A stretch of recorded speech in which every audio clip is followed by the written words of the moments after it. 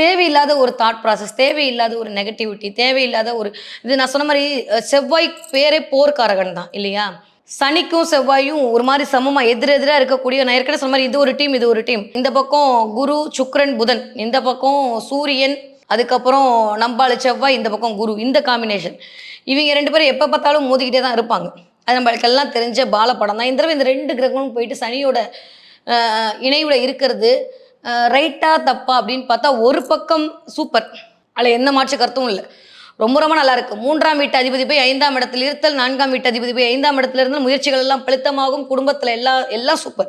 But ஆனா கொஞ்சம் அலைச்சல் அதிகரிக்கும். கம்யூனிகேஷன் அப்படின்னு சொல்லக்கூடிய இந்த 3ஆம் இடம் கொஞ்சம் சனினால இல்லை டிலே, இல்லை தாமதமாகிறது, இல்ல கொஞ்சம் வந்துட்டு இறங்கி வர மறுத்தல், இது எல்லாமே இந்த சனியுடைய ஆளுமைக்குள். இந்த தடவை என்னன்னா கொஞ்சம் கம்யூனிகேஷன்ல கேப் வரப்போகுது.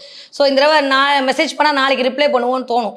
ஆனா நாளைக்கு மறந்து போய் 4 நாளுக்கு அப்புறம் ரிப்ளை பண்ணுவோம். கம்யூனிகேஷன்ல பிரச்சனை வரும். ஸோ இந்த தடவை நீங்க முதல்ல பண்ண வேண்டியது இந்த ராசி பலன் பார்க்கும்போதே ஒரு செக்லிஸ்ட் எழுதி வச்சுக்கோங்க. யாரு விருச்சக ராசிக்காரங்க இன்னைக்கு இதெல்லாம் முடிக்கணும், இதுக்கு முடிக்கணும்.